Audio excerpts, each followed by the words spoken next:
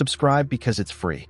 The Galactic Union was ancient, its laws carefully crafted over millennia. Thousands of species coexisted under its rule, bound by a single, unwavering decree.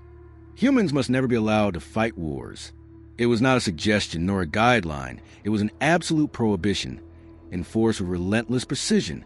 For most, this law was unquestioned, a silent rule woven into the fabric of galactic civilization. But for Ralven, a Zelter scholar, it was an enigma. The more he studied the annals of warfare, the more he found contradictions. Every major species had engaged in conflicts at some point, some even against humanity itself. Yet, while other wars were merely regulated, human involvement had been outright banned. His research led him to the Great Archive, where records of past conflict were stored. He searched for human military history, but entire sections were redacted. It was as if history itself had been erased. When he asked about it, the archivists merely shook their heads. Some knowledge, one whispered, is better left buried. But Ralven was not easily deterred. He saw an audience with High Scholar Ometra, one of the oldest members of the Union. The elder Zelther listened in silence as Ralven presented his findings, his mandibles twitching in irritation. When the young scholar finished, Ometra exhaled slowly. You wish to understand why humans are forbidden from war? The elder's voice was barely above a whisper. Then you must understand this. Humans do not wage war like the rest of us. Ralven frowned. But every species fights differently. The Yo prefer attrition. The Thraxians use swarm tactics. No, Ometra interrupted. You misunderstand. When the Yo fight, they seek victory. When the Thraxians wage war, they seek dominance. But when humans fight, they seek inclusion. Ralven felt a chill. Conclusion? Ometase ais darkened. They do not fight for honor, not for territory, nor for pride. They fight to end the war. Completely, without compromise, without hesitation. That is why they were forbidden. Ralven wasn't satisfied. He pressed further. But surely, there must be a record, an event that led to this law. Ometra hesitated. There was one war, he admitted, the last one they ever fought. After that, we made sure they would never fight again. Ralven's pulse quickened. What happened? The elder met his gaze. The Krothal Empire happened, and they were never the same again. Ralven had studied the Krothal before, a warrior species. Their empire had once stretched across dozens of systems, but they had vanished centuries ago, their homeworld reduced to ruin. No official records explained why. Ometra leaned forward. You seek the truth? Then listen well. His voice grew heavy with something Ralven could not place, fear perhaps. The Krothal believed themselves to be the greatest warriors in the galaxy. When they encountered humanity, they saw them as weak, soft, but they did not understand what they were provoking. Ralven leaned in, transfixed. Ometra continued. The Krothal struck first, launching an unprovoked attack on a human colony. They expected resistance. What they did not expect was what came next. He paused. The humans responded not with diplomacy, not with demands, but with something the galaxy had never seen before. Ralven's throat felt dry. What did they do? Ometra exhaled sharply. They didn't fight the Krothal. They erased them. The silence that followed was deafening. Ralven had no words. He had always assumed that war was a contest of strength, a struggle for power. But what Ometra described was something else entirely. The elder's voice dropped lower. The Galactic Union realized, too late, that humans do not think like us. Where others see battles, they see threats to be eliminated. Where we seek balance, they seek resolution. He straightened, and so he forbade them from ever fighting again. Not out of mercy for their enemies, but out of fear for what they might do if they were ever unleashed again. Ralven sat in stunned silence. The weight of the words settled over him like a shadow. For the first time, he understood the law wasn't to protect humans from the galaxy. It was to protect the galaxy from them. The Krothal were warriors, bred for conquest. Their species had risen through blood and fire, crushing weaker civilizations beneath their advance. When they first encountered humans, they dismissed them as insignificant. a species with no natural weapons, no war instincts. They struck without warning. A fleet of Crothal warships descended upon Epsilon 7, a human colony on the outskirts of explored space. They expected fear, surrender. Instead, they got silence. No distress signals. No panic negotiations. Just a simple message, transmitted to the invaders. We are coming. At first, the Crothal laughed. Then the first counterattack arrived. It wasn't a fleet or a grand battle. It was a single ship, small, unassuming. It drifted into Crothal space without shields raised, broadcasting only static. The warlords ordered it destroyed, but before they could react, it detonated. Not a conventional explosion. No fire, no debris. Just an electromagnetic pulse that shut down every system across 3 battlecruisers. Then the humans arrived in force. There was no grand engagement, no honorable battle. Instead, human forces struck with mathematical precision. Their ships didn't just attack. They cut off supply routes, jammed communications, and hacked enemy systems. Crothal warriors found their weapons useless, their war machines failing. Even their warlords, trained in strategy, could not predict human movements. On the ground, it was worse. Human soldiers did not fight like warriors.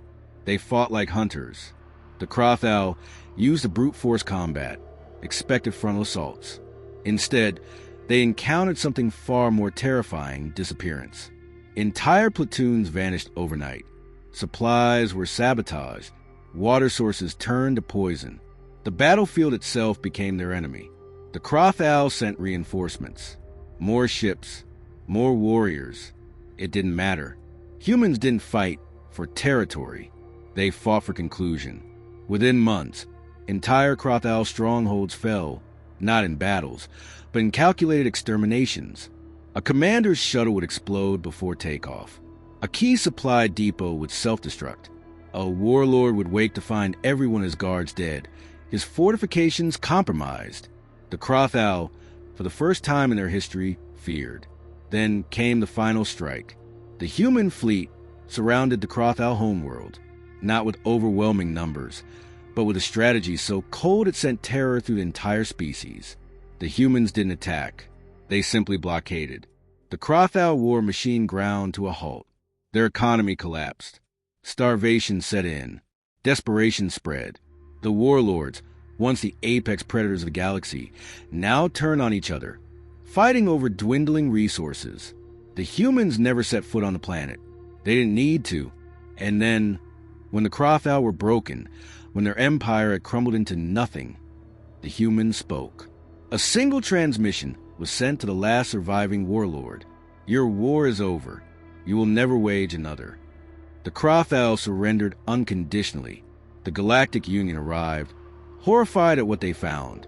There was no victory, no triumphant celebration. The humans had dismantled an empire with a level of precision that no species had ever seen before. The Union held an emergency session. The conclusion was unanimous. Humans could never be allowed to fight again.